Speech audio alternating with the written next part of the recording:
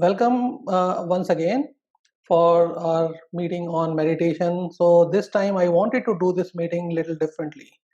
The presentation that we typically do is trying to explain how things are. But this time, since it is meditation, it is such a vast topic, we can not possibly cover everything about meditation. There's so much about meditation that we can talk about within 1 or 2 hours. That would not be possible to cover everything. So what I try to do, I try to prepare this presentation from a frequently asked questions perspective, which is the questions that people might have, and we try to address some of those questions. And again, the information that you will see here will not be comprehensive. There's much more that is there, but we will try to address some of the questions that we have or we might have, and try to get information from that perspective. So some of the questions that we are going to look at, in fact we are going to look at 8 questions in this meeting, which is what is meditation, which is where what we are going to define what meditation is. I'm not going to go into simple definition of what meditation is. This is going to be completely from a different perspective, my unique perspective. I did try to search for some information. I could not get the information that I wanted to share or something that I could relate to.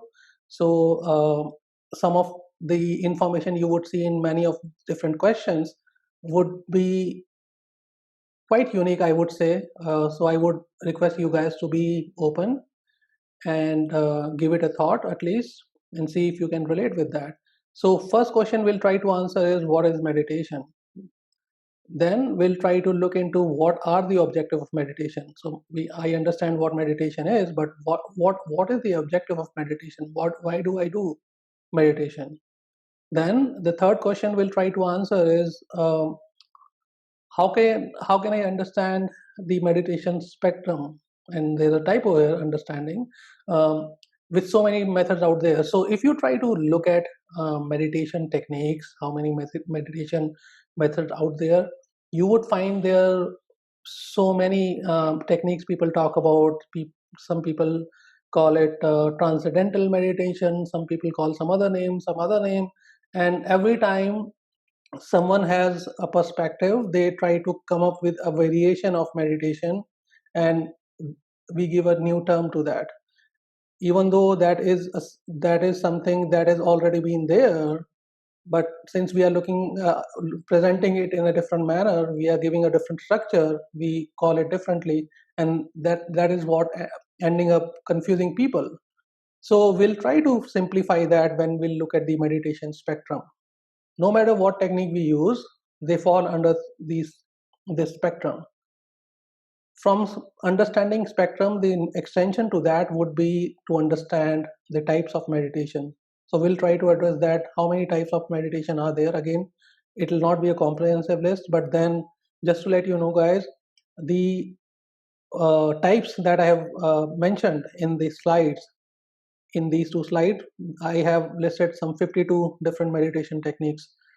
There are many more, believe me. So um, the idea of these two, spectrum and types of meditation, is to make you aware of how many types of meditation techniques are there, what you can relate to. And when we go into each of the slides, there are some other questions, supplementary questions, that we will try to get answer when we get into each of these slides. The next one is the stages of meditation. So how do I know if I'm making progress on meditation? I'm doing meditation from some time, or I'm just getting started, but how do I know if I'm making progress? So stages of meditation will help us understand that. Then we'll look into how meditation work. So we know that we have to follow a technique, we do something, we concentrate, or we visualize or whatever, uh, but how does it work? We'll try to understand that. And again, it will not be a comprehensive perspective, but some perspective that probably will make you understand how meditation work. Then we'll look at what might happen while you are meditating. So some of the things that happen, the changes that happen around us, in us, we'll try to look at some of those so that you are better prepared. So you imagine a scenario, you started doing something, but then you encounter a new experience, a different thing that you did not experience earlier, and you would have doubts or questions as to whether you are following the right techniques or not, you're going in the right direction or not, or are you doing something incorrectly. So we'll try to address that. And then finally, I thought that will be interesting for everyone is to know, how do I meditate actually? I understand what meditation is, I know there are many types of it, I know there are so many benefits, um, I know how it works, but how do I meditate? I have this mind that never stops, or my environment circumstances don't allow. So what do I do to meditate? So we'll look at that. So let's get started. So first one is, what is meditation? And some of the questions we are going to answer, we'll try to answer. Apart from what is meditation, is like there's so much out there. How do I simplify the understanding of meditation in terms of what is meditation? And remember, we are not going to talk about types of meditation here. We are just going to discuss what is meditation. Is concentration a meditation? That is something we will look at. And does meditation interfere with my religion or my beliefs or my way of thinking? We'll try to address that also with just one slide and three simple pictures.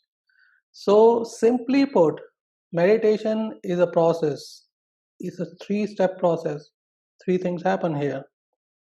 First one, it is a process of introduction to yourself or your creator. If you are religious, you can call it God.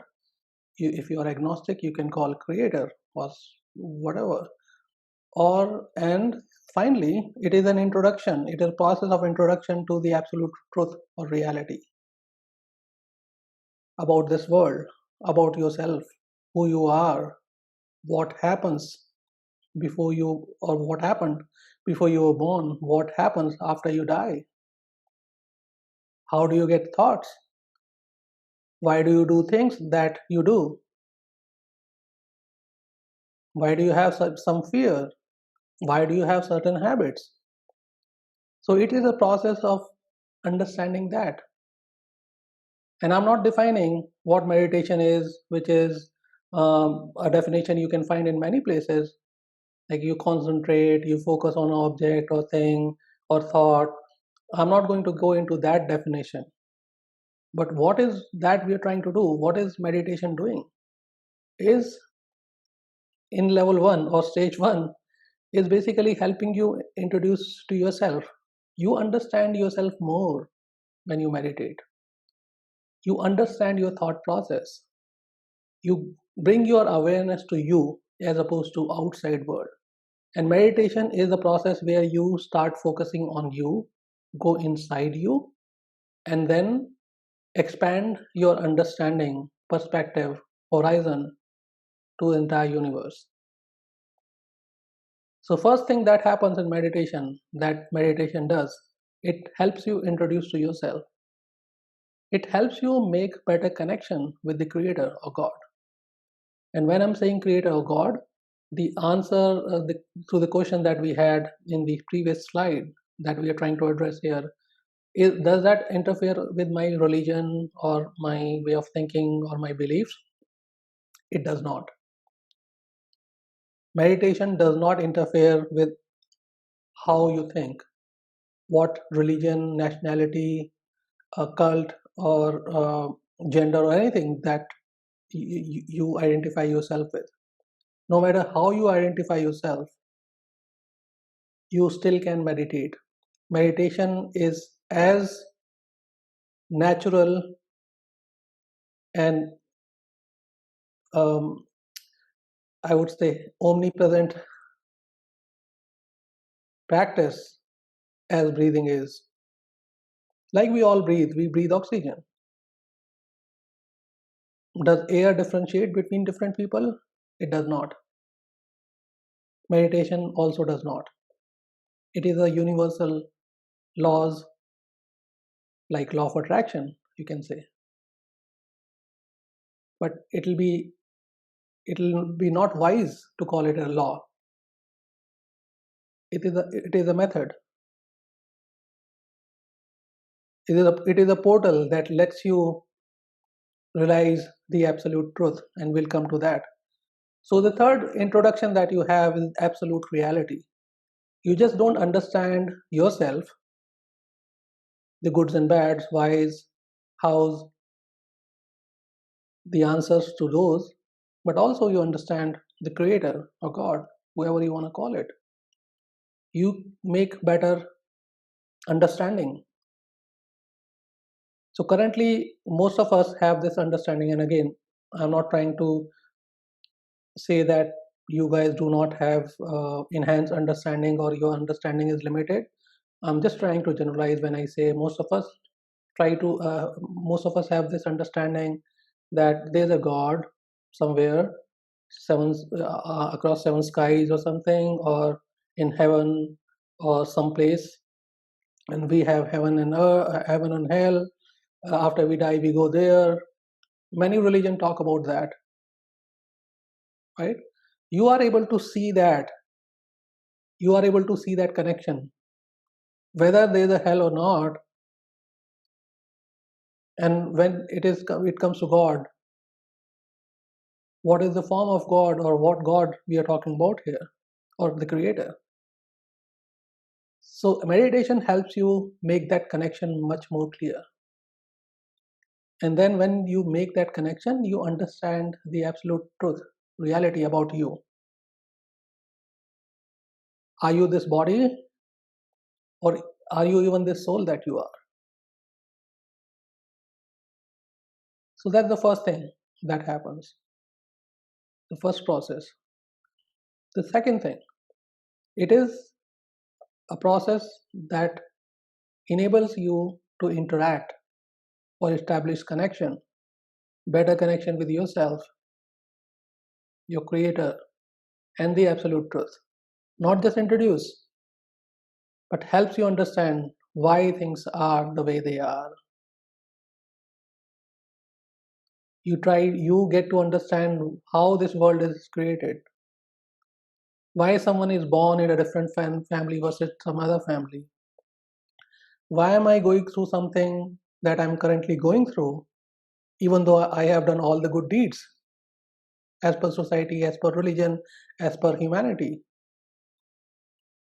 So you establish that connection, that link, not just with yourself, with the creator and the absolute truth. So on first level, we are getting introduced to these three elements that we are talking about: yourself, creator, and absolute truth.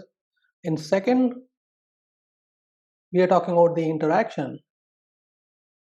And finally, it is eternally being there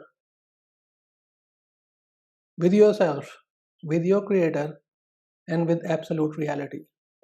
So once you get introduced to all three elements, and once you are able to make that interaction and connection, it enables you to be there eternally.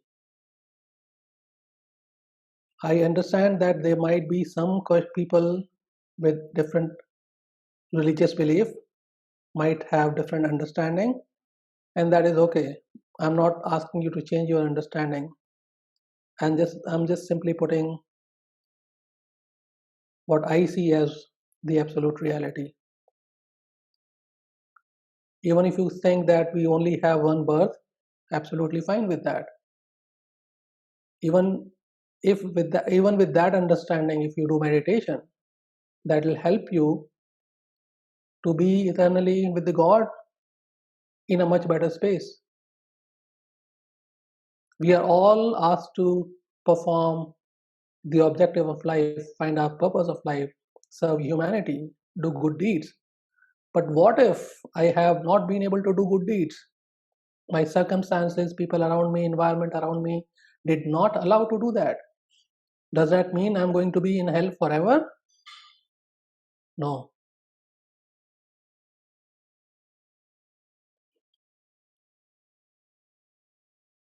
everyone gets resurrection, everyone is having equal rights and opportunities to be with God. And meditation helps you understand that and be there eternally. Any questions on this so far before I move to the next question?